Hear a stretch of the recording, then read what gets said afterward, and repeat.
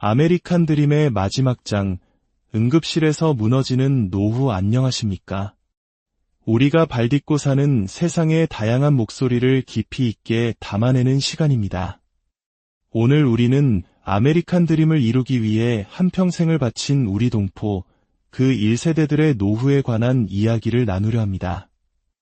낯선 땅에서 땀과 눈물로 일군 삶의 터전. 하지만 그 모든 것이 단 한 장의 병원 청구서 앞에서 이태롭게 흔들리는 현실에 대해 귀 기울여 보고자 합니다. 오늘 이야기가 먼 나라의 이야기로만 들리지 않기를 바랍니다. 이 내용이 더 많은 분들에게 닿아 누군가의 부모님, 그리고 우리 자신의 미래를 위한 지혜가 될 수 있도록 잠시 시간을 내어 구독과 좋아요를 눌러주시면 감사하겠습니다. 여러분의 작은 관심이 더 나은 정보를 나누는 큰 힘이 됩니다. 캘리포니아 애너하임에 사는 이정의 어르신의 이야기로 시작하겠습니다. 70이 넘은 이 어르신은 35년 넘게 미국 땅에 뿌리 내리고 살아오셨습니다. 젊은 시절부터 식당 주방에서 뜨거운 불과 씨름하며 억척같이 일했습니다. 쉴 틈 없이 일한 덕분에 작지만 아늑한 내 집 한 채를 마련할 수 있었죠. 먼저 세상을 떠난 남편의 빈자리를 쓸쓸히 지키며 다른 주에 사는 두 자식에게 짐이 되지 않으려 조용히 살아가던 평범한 노후였습니다. 하지만 그 평온은 어느 3월의 아침, 한순간에 산산조각 났습니다. 갑자기 심장이 미친 듯이 뛰고 숨이 턱까지 차올랐습니다. 처음엔 그저 감기려니, 나이 탓이려니 애써 넘겼지만 증상은 점점 그녀의 숨통을 조여왔습니다. 결국 911 구급차를 불렀고 어르신은 병원 응급실 침대에 눕게 되었습니다. 병원에서는 신속하게 여러 검사를 진행하고 응급약물을 투여했습니다. 몇 시간 뒤 다행히 증세가 호전되어 퇴원할 수 있었지만 진짜 비극은 그 이후에 시작되었습니다. 며칠 뒤 집으로 날아온 편지 봉투 안에는 믿을 수 없는 숫자가 적혀 있었습니다. 총비용 18,700달러. 우리 돈으로 약 2,500만 원에 달하는 병원비 청구서였습니다. 어르신에게는 노인 의료보험인 메디케어가 있었습니다. 하지만 많은 검사 항목이 보험 적용 대상이 아니었고 병원 측은 몇몇 처치를 선택진료로 분류해 추가 비용을 청구했습니다. 메디케어가 지원해준 금액을 모두 제외하고도 이정의 어르신이 당장 내야 할 돈은 4,200달러, 우리 돈으로 550만 원이 넘는 거금이었습니다. 평생 모아온 적금을 깨고 생활비를 털어 겨우 병원비를 냈지만 그날 이후 어르신의 삶은 무너져 내렸습니다. 식료품 사는 것을 줄여야 했고 제때 내던 주택세도 밀리기 시작했습니다. 응급실 한번 다녀왔을 뿐인데 내 인생 전부가 흔들리는 것 같았어요. 이것은 이정의 어르신 한 사람만의 특별한 이야기가 아닙니다. 미국에서의 노후는 아프지 않아야만 유지될 수 있는 위태로운 구조 위에 서 있습니다. 특히 저희처럼 한국의 전국민 건강보험에 익숙한 교포 1세대들은 미로처럼 복잡한 미국의 의료 시스템과 보험체계 속에서 속수무책으로 당하기 쉽습니다. 뉴욕 퀸즈에서 30년 넘게 미용실을 운영했던 68살 김현계 어르신의 사례도 마찬가지입니다. 은퇴 후 소셜 시큐리티 연금으로 소박하게 살아가던 어느 날 밤 그는 배를 칼로 찌르는 듯한 극심한 복통에 시달렸습니다. 하지만 구급차를 부르면 그 비용이 얼마일지 덜컥 겁이 났습니다. 그는 고통을 참으며 스스로 택시를 잡아타고 응급실로 향했습니다. 의사는 급성 장염 가능성을 언급하며 CT 촬영을 했고 몇 가지 피검사와 진통제 주사를 놓은 뒤 그를 집으로 돌려보냈습니다.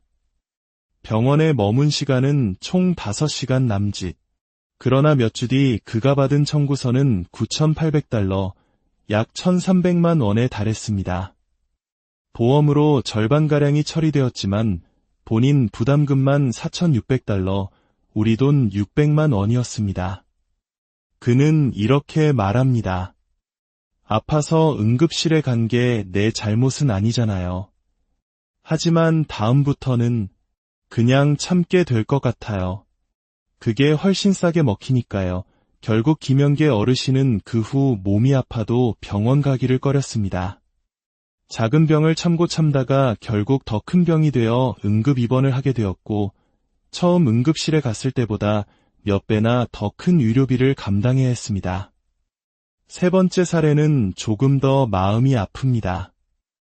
72살의 이현숙 어르신은 한국에서 살다가 캘리포니아에 사는 아들의 초청으로 미국에 오셨습니다. 합법적인 이민 비자로 체류 중이었지만 미국 거주 기간이 짧아 메디케어나 다른 의료보험에 가입하지 못한 상태였습니다. 어느 날 외출 중 넘어져 팔을 심하게 다쳤습니다.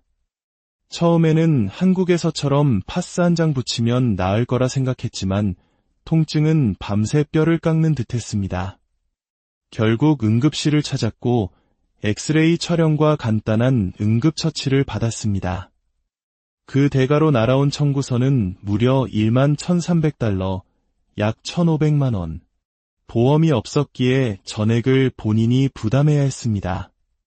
아들이 대신 그 돈을 납부했지만 이현숙 어르신은 깊은 죄책감과 불안에 휩싸였습니다. 내가 아픈 게 자식에게 죄를 짓는 것 같은 나라, 그게 미국이더라고요. 물론 미국의 응급의료 시스템은 세계 최고 수준의 시설과 기술력을 갖추고 있습니다.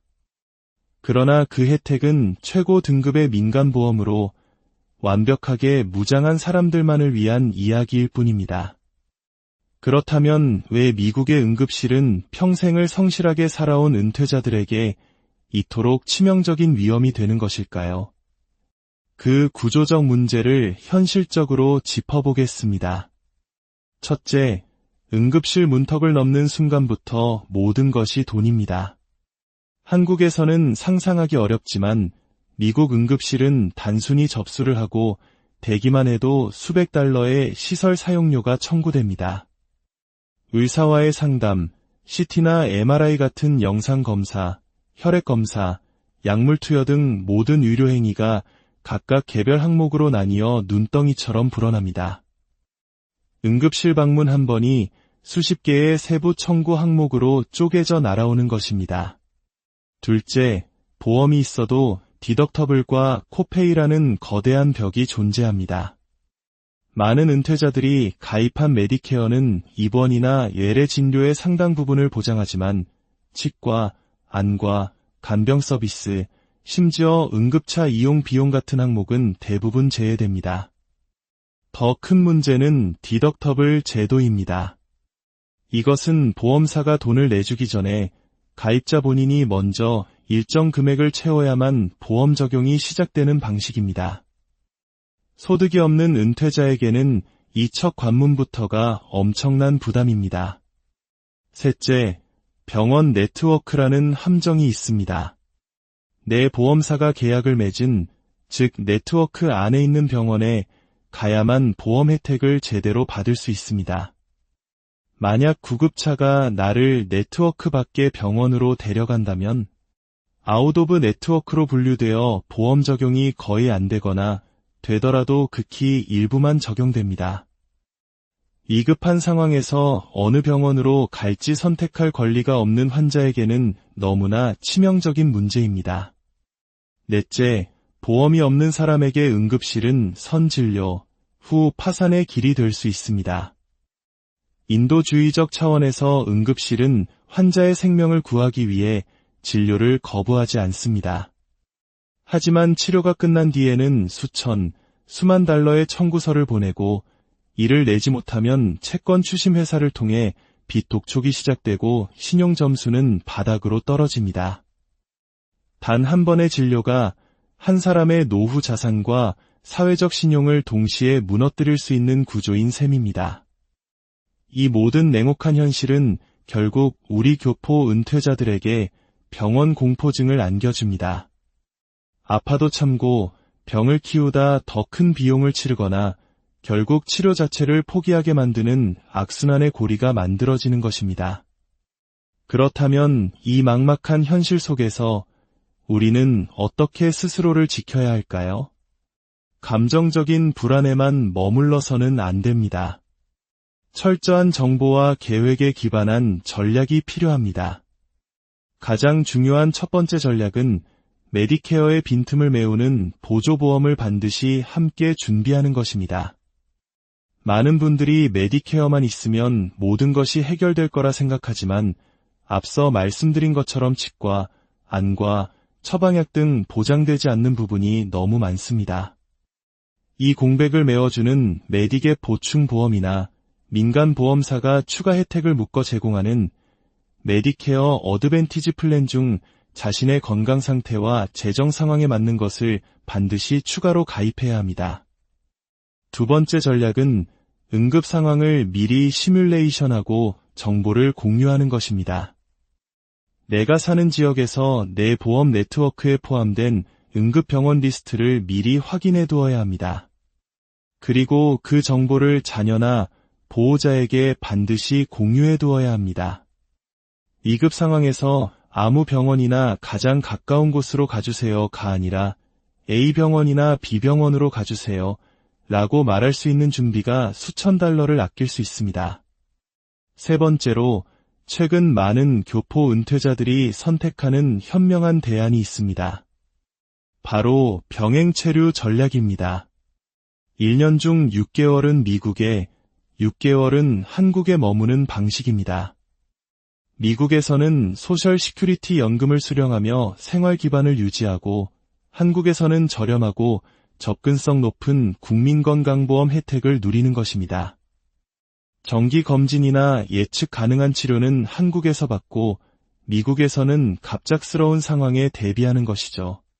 물론 이 전략을 위해서는 양국의 세법, 한국 건강보험 가입 조건 등을 미리 꼼꼼히 확인하고 전문가와 상담하여 계획을 세워야 합니다. 마지막으로 의료비 전용 예비 자산을 따로 마련하는 것입니다. 은퇴 자산을 생활비와 의료비 항목으로 명확히 구분해야 합니다. 응급실 방문 1회에 $5,000, CT 포함 정밀검사 시 12,000달러와 같이 구체적인 시나리오를 세우고 이에 맞는 비상자금을 별도의 계좌에 준비해두는 지혜가 필요합니다. 수천만 원짜리 응급실 청구서 앞에서 감정은 무력합니다. 평생 성실하게 살아온 삶에 대한 억울함이나 서러움은 현실을 바꿔주지 못합니다. 우리에게 필요한 것은 감정이 아닌 냉철한 계획과 구조적인 대비입니다. 많은 우리 동포 어르신들이 질병 그 자체의 고통보다 뒤따라올 청구서의 무게에 더 크게 아파하고 있습니다. 하지만 지금부터 준비한다면 그 고통의 무게를 분명 줄일 수 있습니다. 진정으로 건강을 지키는 것은 튼튼한 몸만이 아니라 내가 속한 사회의 의료제도에 대한 정확한 이해와 철저한 대비에서 시작됩니다.